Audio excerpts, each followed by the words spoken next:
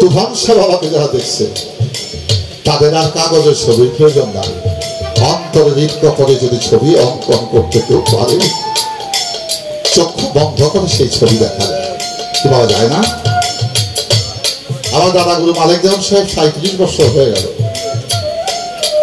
আমি যখন চোখ মেরে খুঁজি ওই মানুষটাকে আমি আর দেখতে পারি না, কিন্তু যখন এই চর্ম চোখটা বন্ধ করি, যখন ধ্যানে মগ্ন হয়ে যায়, আমার দাদা গুরু মালিক দেওয়ান সাহেব আমার সামনে, আমার হৃদয় সে হৃদয় হয়ে যায়।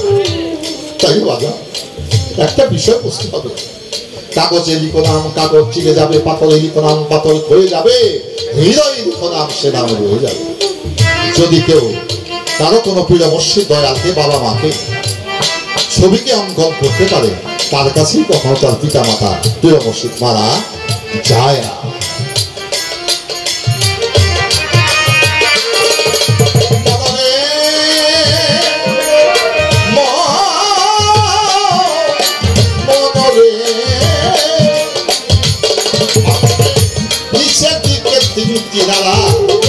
দুই কিনারায় আছে খোলা, একটাতে বাহির হয় ময়লা, আর একটা পাশ হয় ওয়াটা।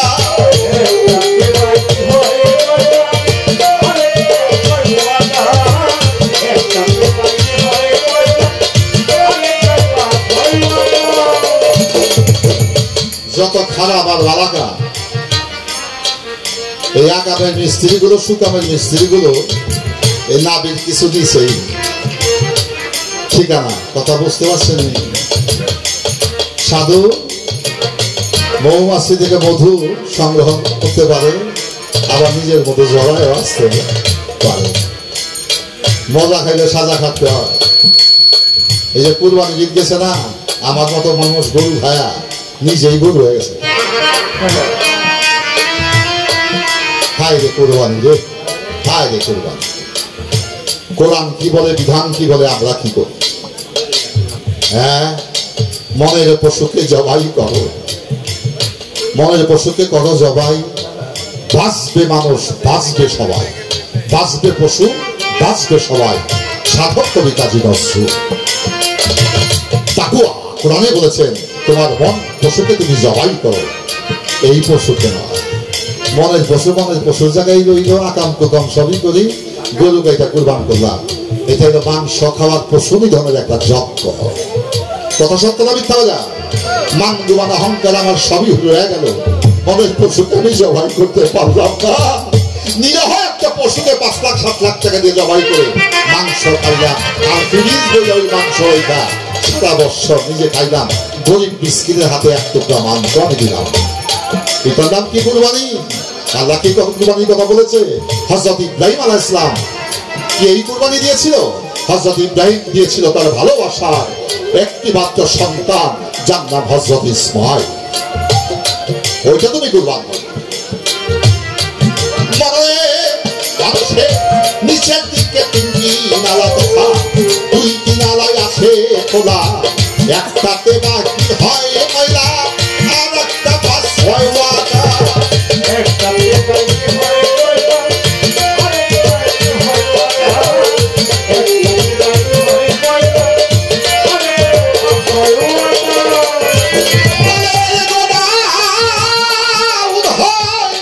মণিপুরে বাস করে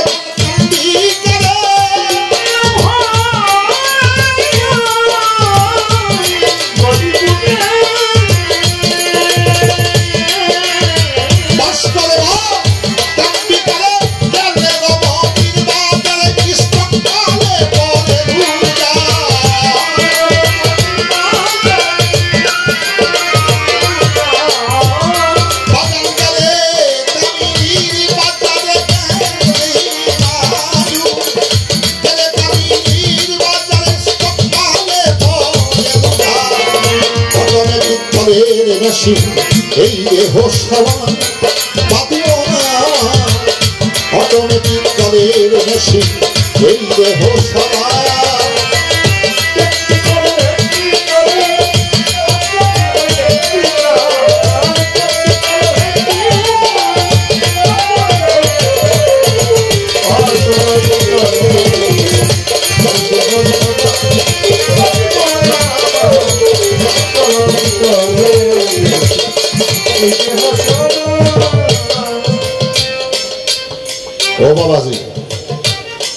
যারা আমার মতো বয়স হয়ে গেছে তাদেরই কথা জানতে খুব একটা উপকার হবে না, উপকারের সময়টা পার হয়ে গেছে। কিন্তু যারা যুবক, যে যুবক বাবা বন্ধুরা আছেন, তারা যদি কথাকে শোনেন মানেন, তাদের উপকারের পথটা এখনো আছে। মালের গোডাউন হয় মণিপুরে, পাশ করে মাল কাম্পিকারে, গেলে রমণীর বাজারে, স্টক মালে পরে রুজা। বাজান যে ঘাটে আমার জয়, ওই ঘাটে আমার ক্ষয়। যে যে ঘাটে আমার জনম, সেই ঘাটে আমার মরণ। আমি জেনে শুনে জীবনের পথটাকে ত্যাগ করে মরণের পথটাকে ধারণ করেছি। তাই তো বাজান এই দেহটা ভাঙ্গা চুরা সুন্দর হয়ে গেল। গুরুর সাধন ভজন করতে পারলাম না, শুধু গানের জন্য গান গাইলাম, ওয়াজের জন্য ওয়াজ করলাম। ওয়া নিজের বেলায় শূন্য বই গাইল। সাধক তার গানে বলেন, মালের গোডাউন হয় মণিপুরে, পাশ করে মাল কাম্পিকারে, গেলে রমণীর বাজারে, স্টক মালে পরে রুজা। যে ধন আমার মধ্যে রক্ষিত ছিল, ওই ধন হারায় আমি পুঁজি হারা হয়ে বিশ্ব ব্রহ্মাণ্ডে এই সচল দেহটাকে অচল করে ফেলে। এবার সাধক বলে,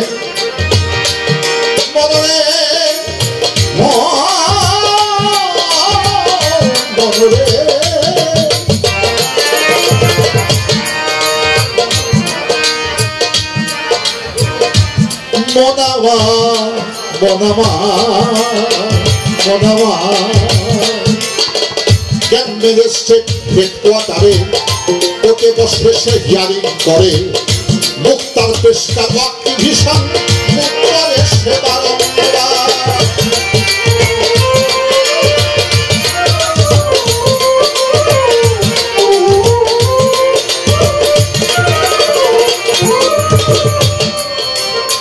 আবার দেখেন বিচারপতিকে জাজকে জ্ঞান, জ্ঞানটাকে চালায় কে?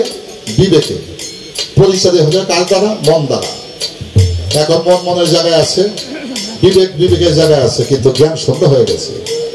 জ্ঞান যার নাই সে খোদার দিদার লাভ করতে পারে না। অজ্ঞানীতে কখনো খোদার সন্ধান করতে পারে না। সাধক তার গানে বলেছেন, জ্ঞান ম্যাজিস্ট্রেট হেডকোয়ার্টার। হেডকোয়ার্টার মানে মাথা, হেড। এই কোয়ার্টারে জ্ঞান থাকে। জ্ঞান থাকে কোথায়? মাথা। জ্ঞান ম্যাজিস্ট্রেট হেডকোয়ার্টার কোর্টে বসে সে হিয়ারিং করে, মানে বাদী এবং বিবাদীর পক্ষ হতে যে হিয়ারিং করা হয় রায় দেওয়ার আগে, ওটা ইংরেজিতে বলে হিয়ারিং। জ্ঞান ম্যাজিস্ট্রেট হেডকোয়ার্টারে কোর্টে বসে হিয়ারিং করে, জব সোয়াল করে। জ্ঞানের ম্যাজিস্ট্রেটের জায়গায় রইলাম, সেই জ্ঞানকে কখনো আমি ব্যবহার করতে পারলাম না। এবার সাধক তার গানে বলে,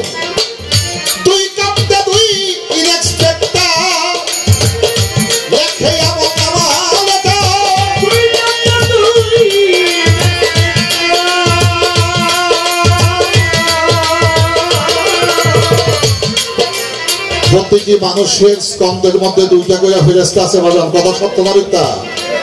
এক ফেরেশতা লেখে ভালো কি কাম করলাম, আমি বাপ দিলে কতটুকু ভালোবাসা বাসলাম, কতটুকু স্নেহ করলাম, এটা পৃথিবীর লোক না জানা যত আমার সৃষ্টিকর্তা কিন্তু জানে। যদি ওকে দেখে আমি সুচিন্তা করি, আমার ডাইন কাঁধে যে ফেরেশতা কেমন ফেরেশতা থাকে, আল্লাহ বলেন, লেখ তুই আমার সৃষ্টিকে দেখে শুধু আমার বাপ দিদি প্রশংসা করে নাই, ও আমারও প্রশংসা করেছে। আমার এই চোখ দিয়ে দেখা মনে মনে চিন্তা করলাম, তুমি যদি বন্যা হয়ে আমার স্ত্রী হইতা, আল্লাহকে ফেরেশতা হান্তি হয়ে দিছ। জিনা করে পাপ আমি আল্লাহ করতে পারি না। তাই এক দেখায় হয় পুণ্য, আর এক দেখায় হয় পাপ। এই কাজটি করে দুজন ইনএক্সপেক্টার, একজন ডাইন মোড়া, একজন বাম মোড়া, কেরামিন এবং কাতিমিন নামক দুই ফেরেশতা।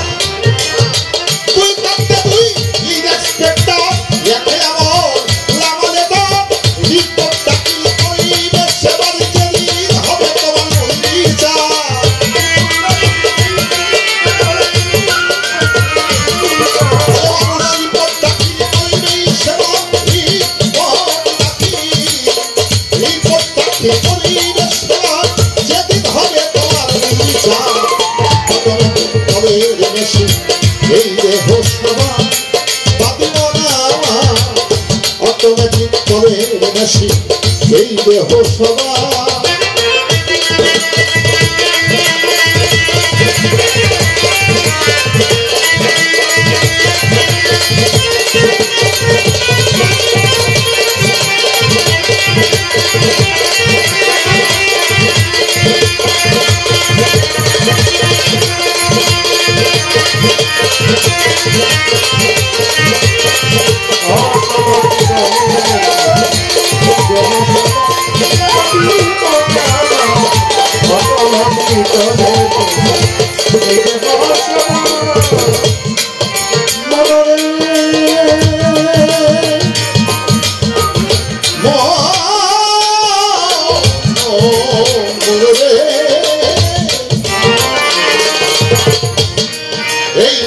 মেশিন যেদিন পুরান হবে বাজাও তত যায় জঙ্কার করিবে সকলি করিয়া রবে সেদিন ছাড়িয়া যাইবে যাইবা সকলি করিয়া রবে সেদিন ছাড়িয়া যাইবে যাইবা সকলি করিয়া রবে সেদিন ছাড়িয়া যাইবে যাইবা। বাংলাদেশে সারা ওয়ার্ল্ডে সবচেয়ে দামি গাড়ির নাম হচ্ছে রয়্যাল রোজ। এটা আরব দেশে প্রিন্সরা রাজ পরিবার লোক, আমাদের ইউরোপ কান্ট্রিতে ধনাঢ্য ব্যক্তিরা ব্যবহার করে। একটা গাড়ির দাম, ট্যাক্সির দাম 12 কোটি টাকা। গাড়িটার ব্র্যান্ড রয়্যাল রোজ। তারপর হলো মার্সিডিজ, তারপরে BMW, জাগুয়ার। ইংল্যান্ডের একটি গাড়ি আছে রেঞ্জ রোভার, এটার দাম বাংলাদেশের টাকা 4 কোটি টাকা।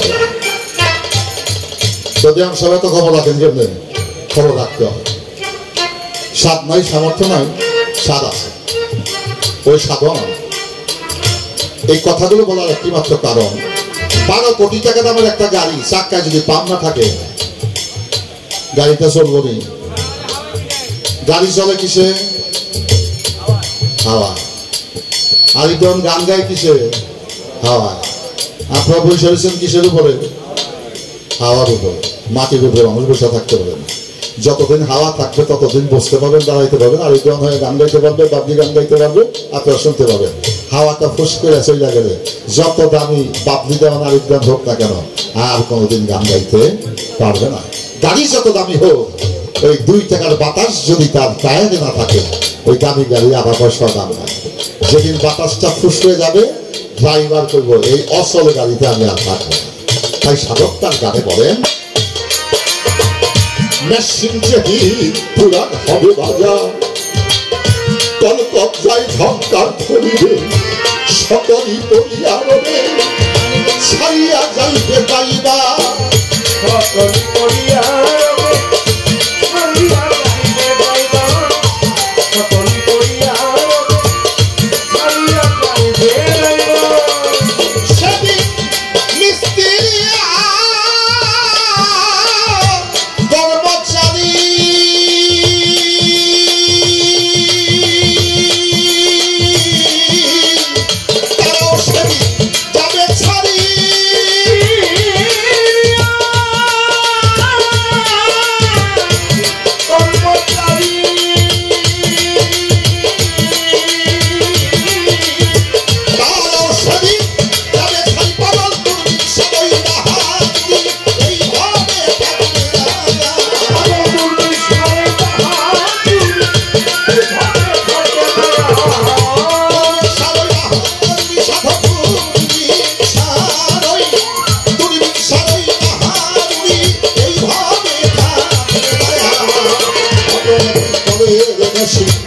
এই দেহ সবার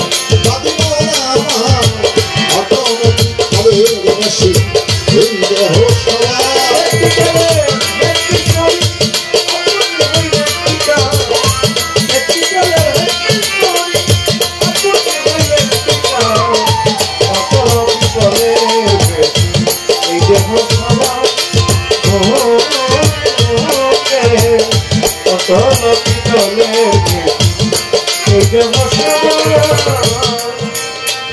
এই দেহে মরা আছে, মরা খাইয়া মরা আছে। এই মরাই দেহের কোন জায়গায় আছে গুরু কথা কর পরিষ্কার সুন্দর কইরাই আমার কাছে প্রশ্ন করল সবার মাঝে। বলবো কথা ধীরে ধীরে আপনারা করবেন বিচার, বলবো কথা ধীরে ধীরে আপনারা করবেন বিচার, বলবো কথা ধীরে ধীরে আপনারা করবেন বিচার। দয়া করে একটু হাত উঠাইবেন।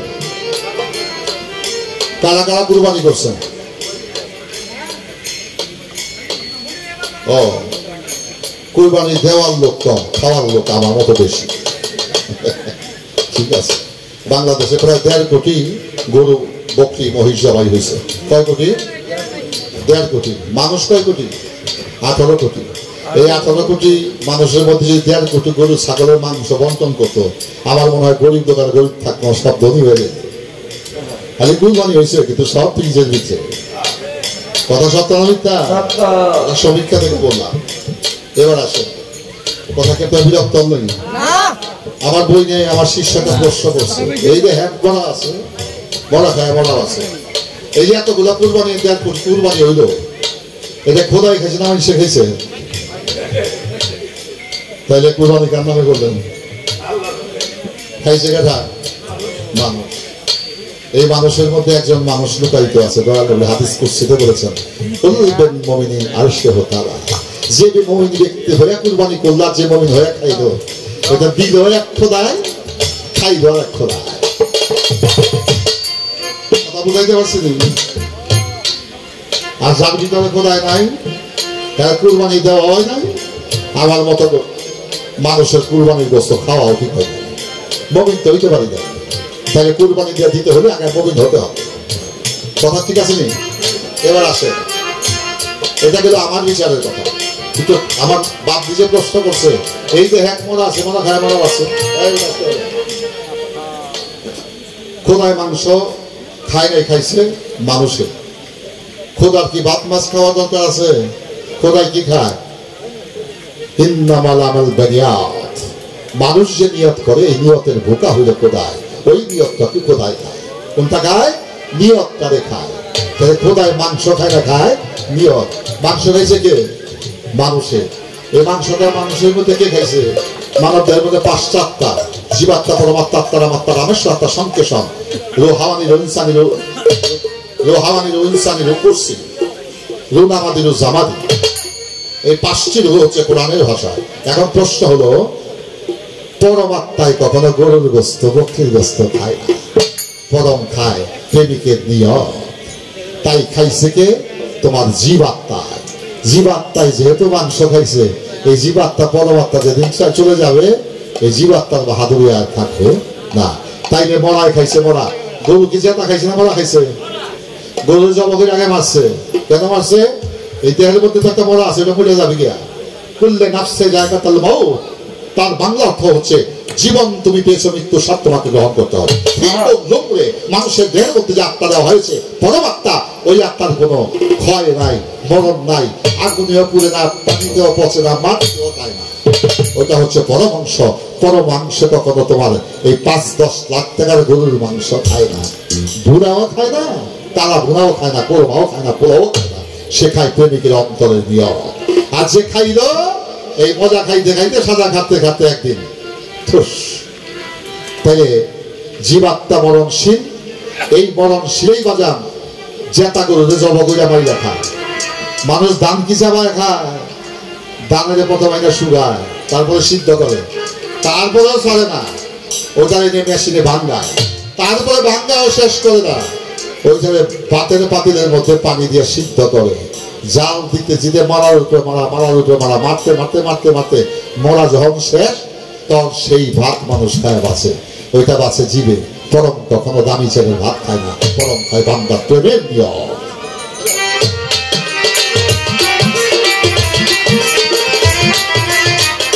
মুর্শিদ ধরবো কেন? আপনি আপনাকে চেনা হলে মুর্শিদের কি আছে প্রয়োজন? আমার কাছেই যে ভাবে তিনি করলেন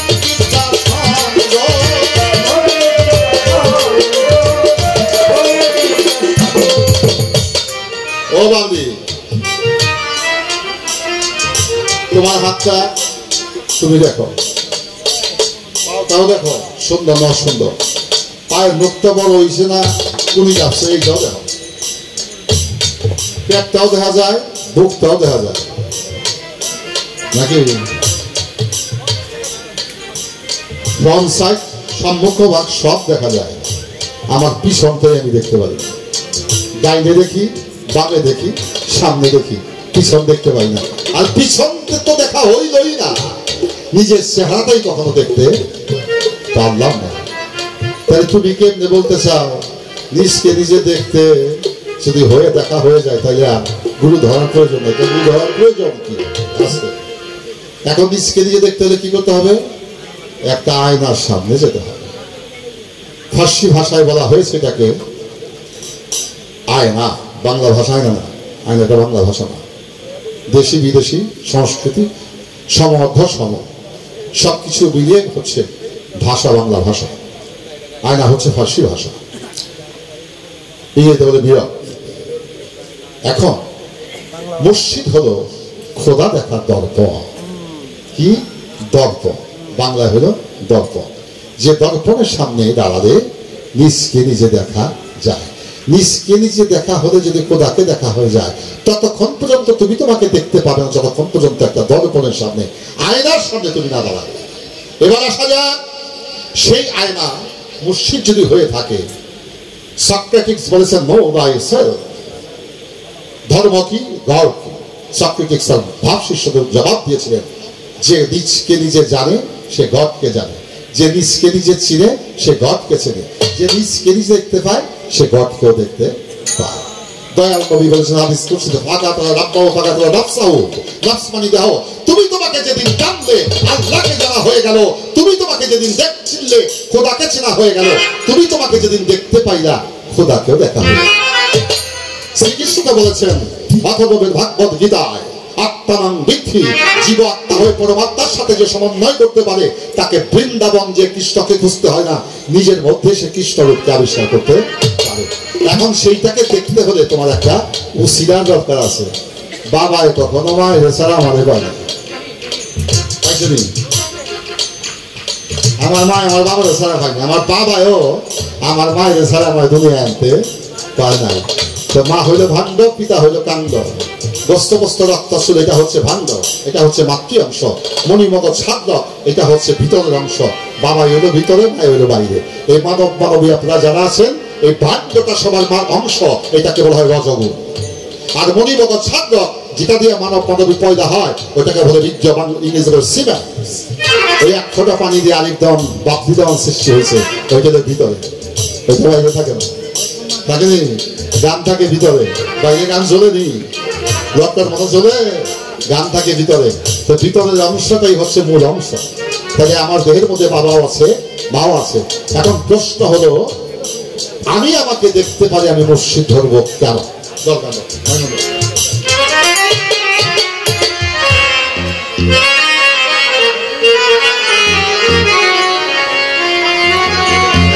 নিজে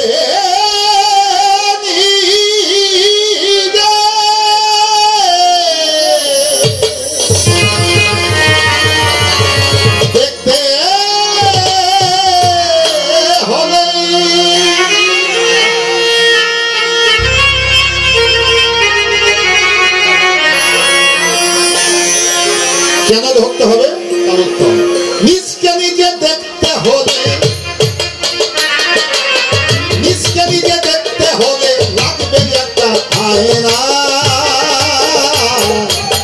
গুরু ছাড়া খোদার দিদার পাবে না, পাবে না। মুর্শিদ ছাড়া খোদার দিদার পাবে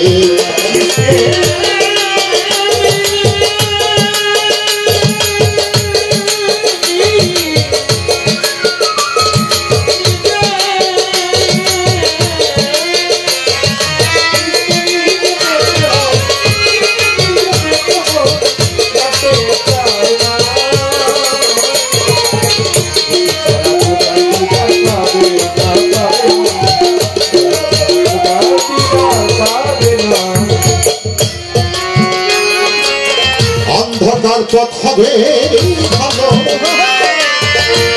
তোমার গেলে জ্বালাও ভক্তি।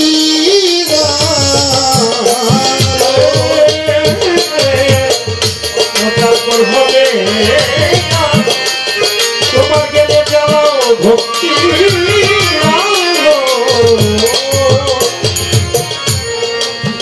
কথা বেশি হইতেছে বাবা, আমার ভালো লাগেনি।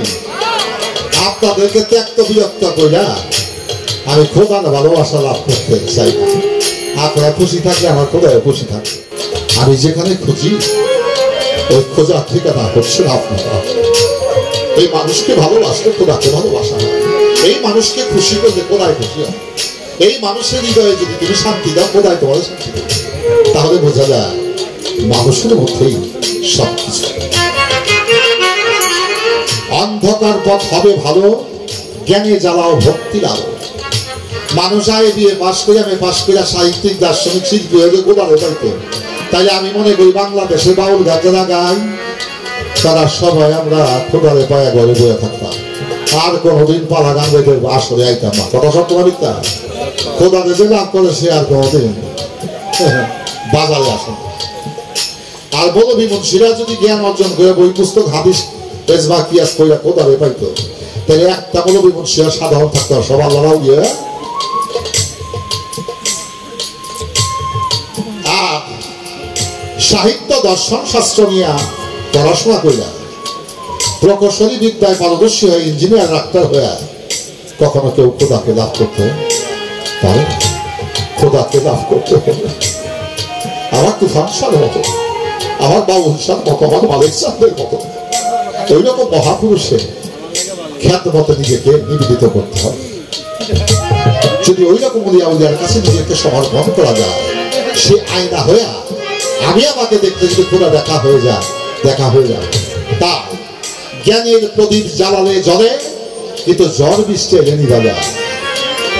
কিন্তু ভক্তি নামক একটা প্রদীপ আছে, ওই প্রদীপটা যদি কোনো মানুষের অন্তর থেকে আসে, ওই প্রদীপটা হয়ে যায় মানিকের ন্যায়। মানিক জ্বলতে শিখেছে, তাকে ঝড় বৃষ্টিতে নিভাইতে পারে। আমার গানে বলা হবে অন্ধকার পথ হবে ভালো, তোমার জ্ঞানে জ্বালাও ভক্তি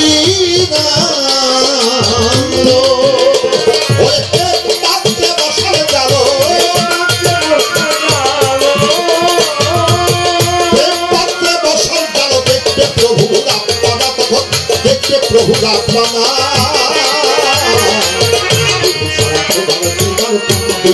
পাবে না, দিদার পাবে না।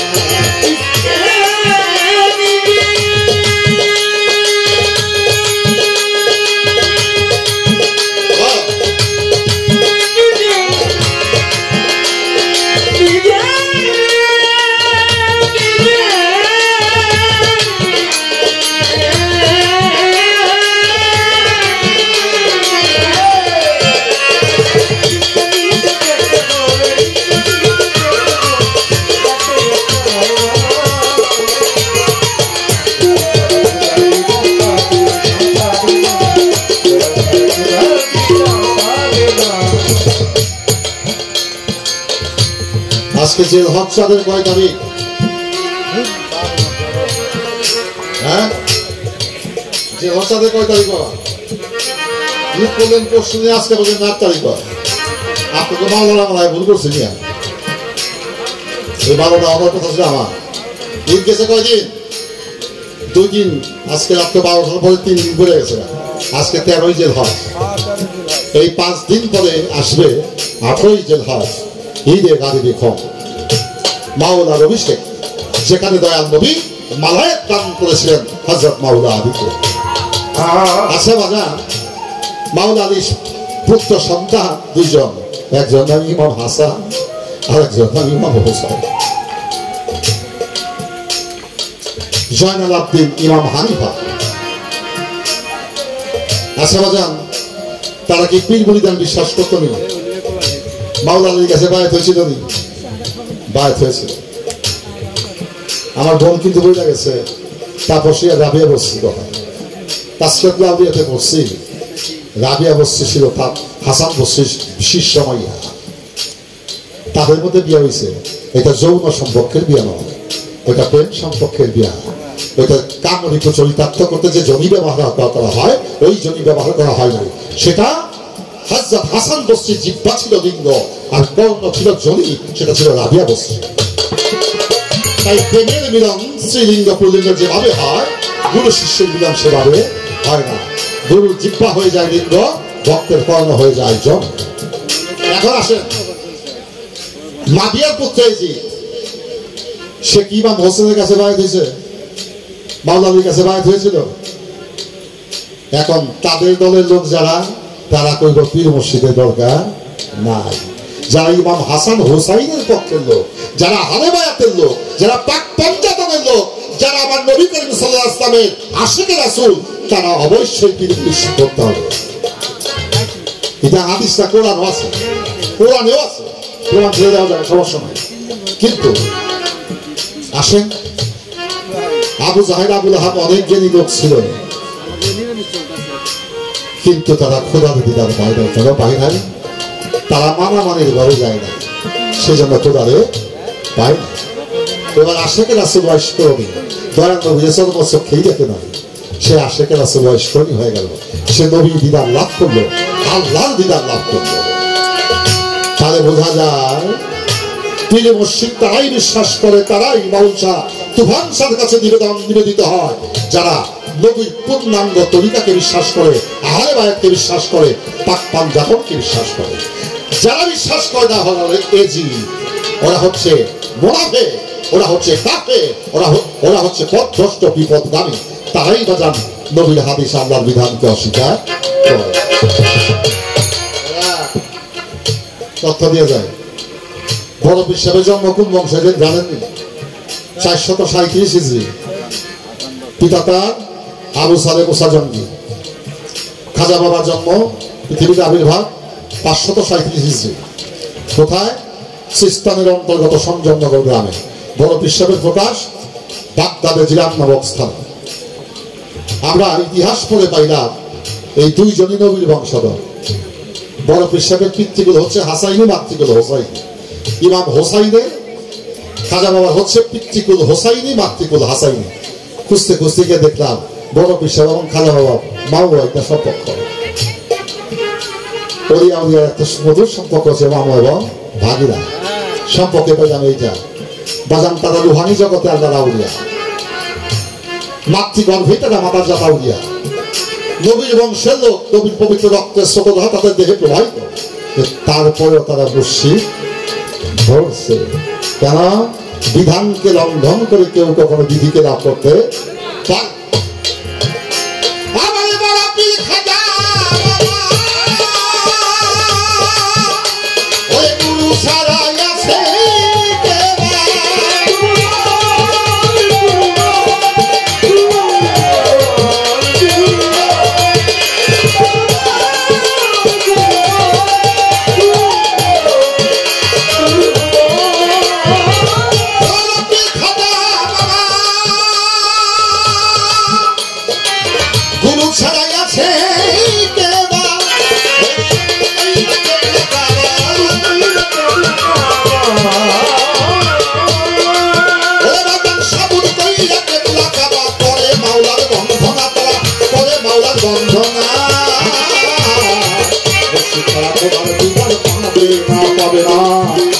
সারা খোদা দিদার পাবে না।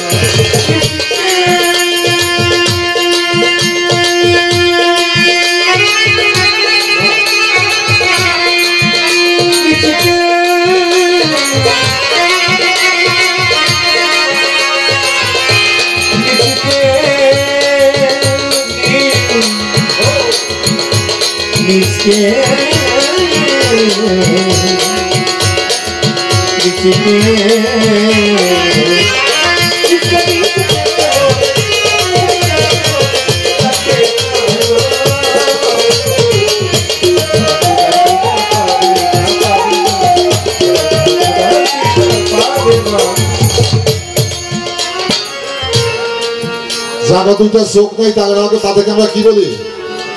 অন্ধ। দুনিয়াতে কিছু চোখে দেখে না, চোখ নাই তো কি দেখবে। কিন্তু বাজান অন্ধ লোকে কিন্তু স্বপ্ন দেখে, অন্ধ লোক কিন্তু স্বপ্ন দেখে। তাইলে বোঝা যায় যাদের চোখ আছে তারাও স্বপ্ন দেখে, যার চোখ নেই স্বপ্ন দেখে। কিন্তু চর্ম চোখ দিয়া পৃথিবী দেখা যায়, কিন্তু এই লোকটা যার চর্ম চোখ আছে সে যখন ঘুমে থাকে চোখ দুটা বন্ধ হয়ে যায়। এই ভালো মানুষটা যখন অন্ধ হয়ে যায় তখন সে ঘুমে থাকে। এই ঘুমের ঘরে ভালো মানুষটা যখন স্বপ্ন দেখে, যার দুইটা চোখ নাই সেও সে স্বপ্ন দেখে। সে স্বপ্ন কি দিয়ে দেখে? তার অন্তরে একটা প্রেমের নয়ন আছে না, এই অন্তরে তার বাবা মার ছবি অঙ্কন করেছে। আজকে সেই অন্ধলোকটি বাবা মার কথা মনে করতে করতে চোখের পানি ছেড়ে ঘুমিয়ে গেছে। আজকে সেই অন্ধলোকটিও তার পিতা মাতাকে স্বপ্ন দেখেছে। তাহলে বাজা এই দুটাই চোখ চোখ নয়, আর একটা চোখ আছে। রূপগঞ্জে প্রেমের বাজার তথায় আসে সারা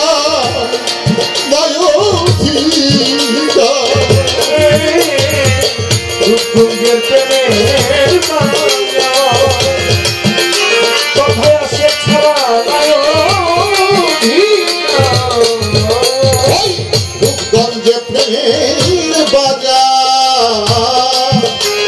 তথায় প্রেমিক ছাড়া নায়ধি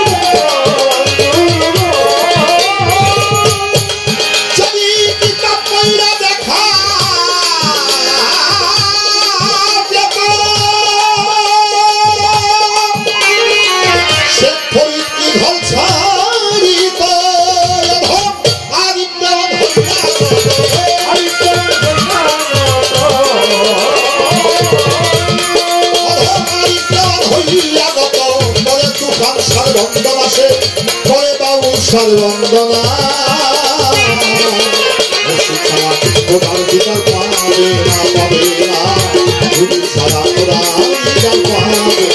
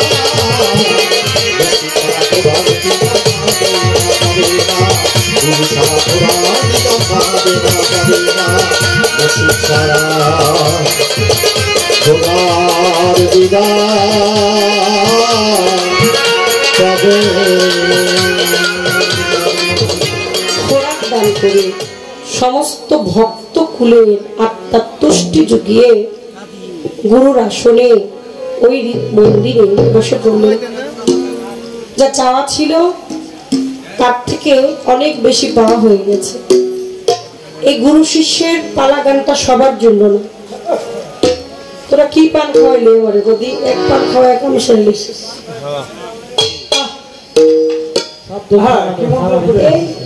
পোলা পানের জ্বালা, পোলা পান থাকলেও জ্বালা, না থাকলেও জ্বালা, না থাকলে কয়েক কুড়া, আর থাকলে ডাইনে চিল্লায় পান খাইবে না। আমারও ভাগ্য পান খায় এত গান গাইতে পারতেছি না। ভালো করে গালে বললাম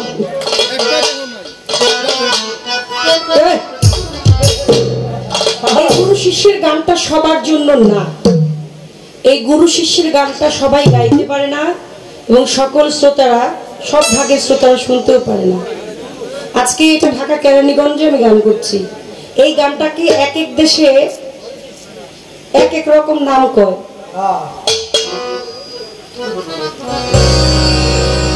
মানিকগঞ্জে এটারে কয় বিচার গান। বিচার গান কেন কয়?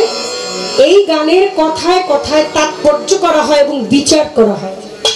এর জন্য গানের সুরে, তালের, লয়ে, কথায় কথায়, গানের সুর, তাল, লয়, গীত, বাদ্য, নৃত্য, পরিপূর্ণ সৌন্দর্য, এই মিলিয়েই হচ্ছে সঙ্গীত।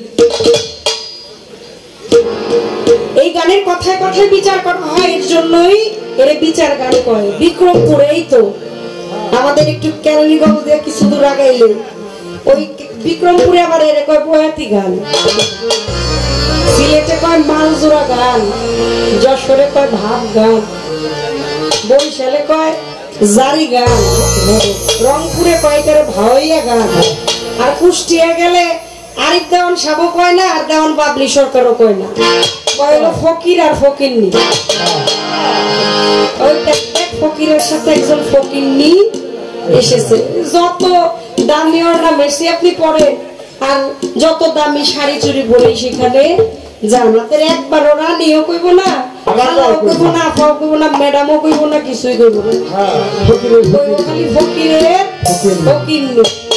ঢাকার শহরে এই গান রে কয়, আরো আছে নাম, ছোট করে বললাম।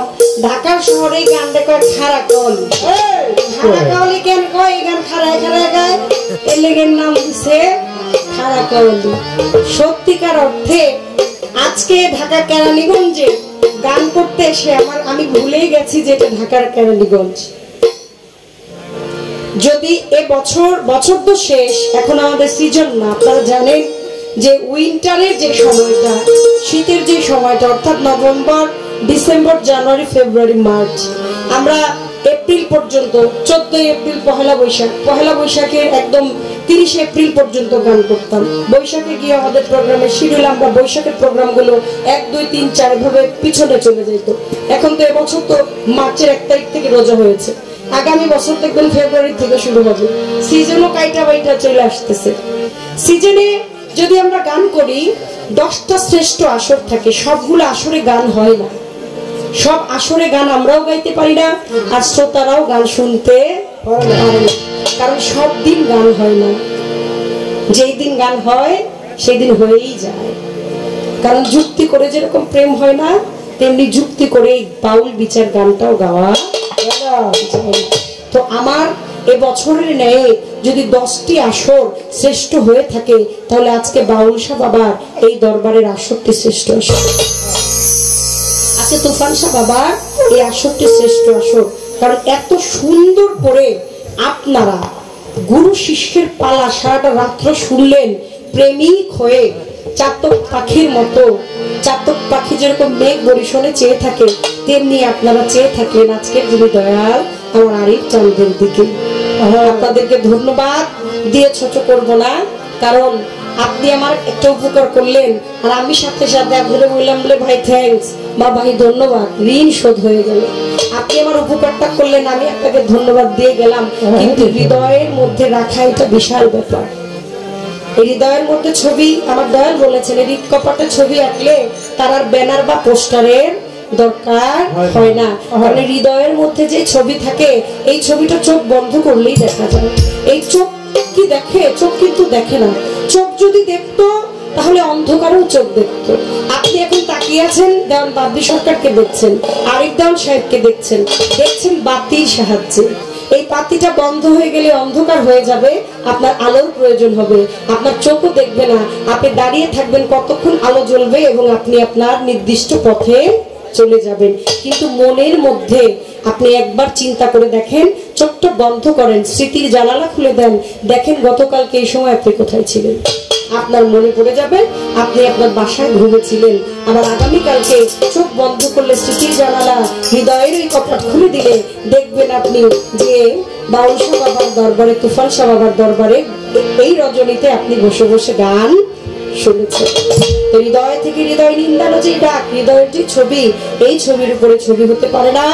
আপনাদের চরণে প্রেম ভক্তি রাখি, বাউল গান বিচার গান আমি আজকে মন খুলে প্রাণ খুলে আমি গাইলাম কতটুকু তা আমি জানি না, কিন্তু তার চাইতে আমি বেশি আজকে মন ভরে প্রাণ ভরে আমার গুরুর বাণী শুনলাম। আমি আগেই সন্ধ্যাতে বলেছিলাম যে বাউল গানের জন্য কবি আল আরিফ দয়াল সাহেব পথ প্রদর্শক, আমাদের জন্য, আমাদের মাথার উপরে বটবৃক্ষ। আমি আমার আল্লাহর কাছে বলি, যদিও বাবা আমার এই পাপী মুখে আল্লাহ পাক ডাক শুনবে না, কিন্তু বলতে তো সমস্যা নাই, কারণ চাইতে পারে সবাই, আশা করে সবাই, কারো আশা পূর্ণ হয়, কারো ওই দপ্তরে গিয়ে কারো ফরিয়াদ কবুল হয়, আবার কারোটা হয় না, কারণ নিয়তের উপরেই বরকত। যে যেরকম নিয়ত করবে বরকতটা তার ওই রূপই আসে। আমি আমার আল্লাহর কাছে বলি, আমার মাথায় যত চুল তার দ্বিগুণের দ্বিগুণ আমার আরিফ চাঁদকে তুমি দুনিয়ায় রাখো। আমাদের মাথার উপরে এমন একজন বটবৃক্ষ যিনি আমাদেরকে শিক্ষা দিবেন, যিনি আমাদের পথ প্রদর্শক হয়ে আমাদেরকে এই পথে নিয়ে যাবেন। ধন্যবাদ জানাই। শেষ হয়ে যাইতো এই বাউল গান বিচার গান, ধ্বংসের পথে প্রাণ ধ্বংস হয়ে যাচ্ছে। ইদ্দিস ভাই তুমি আইলা না, কুদ্দুস ভাই আমারে দেখলো না, জলিল জব্বার ভাই জ্বালাইয়া গেল, মনের আগুন নিভাইয়া গেল। খোদার কাছে কইলে খোদা এমন আগুন জ্বালাইস, ইদ্দিস ভাই আর জব্বার ভাই আগুন সারা জীবন জ্বালায় তুই কোনোদিন আর নিভাইস না। সমস্ত গজব আইনা এই বাউলের নাম ধরে তারপরে ব্যবহার করে তারপরে করতেছে। আমি একটা কথাই বলি, আল্লাহ পাক সবাইকে হেদায়েত দান করুক এবং পবিত্রতা ইমানের অঙ্গ। এই পবিত্রতা আমরা তো আসলে পুরান কামাই খাই, আমাদের নতুনের কোন আমদানি নাই। আর কোন বাউল জাস কোন বাউল জাগ্রত কোন বাউল আর আসবে না, এই ধরনের আসবে না, আসবে না, আসবে না। পুরান কামাই খাই। এক বাড়িতে বেয়াদবি মাফ করেন, সনাতন ধর্মের একটি কথা, এক লোক আসছে, আইসা সাধু বাবা কয় মা আমারে কিছু খাইতে দেন, আমি অনাহারি। কয় ওই রাজা মশাইয়ের পুত্রবধূ রন্ধনশালায় বসে রান্না করে। সাধু বাবা গেছে একটু সেবার জন্য, কিন্তু ওই রাজা মহোদয় আবার খুব মানে পীর ফকির পছন্দ করেন। পুত্রবধূটা তো গুরু ভক্ত মানুষ, সে গুরু সেবা চায়, গুরু সেবা পাইতে চায়, গুরু সেবা করতে চায়। বলছে খবরদার, খবরদার নাইমের বেটি, একদম যেই দুয়ারটা এসো ওই দুয়ারটা বাই করে দিল। এই সমস্ত ফাইজলামি আর বন্ডামি এই বাড়িতে চলবো না। সাধু বাবারে তো এই কথা কইতে পারে না। পুত্রবধূটা বলে সাধু বাবা আমাদের বাড়িতে নতুনের কোন আমদানি নাই, আমরা পুরান কামাই খাই, আপনারে আমি সাধু সেবা দিতে পারবো না।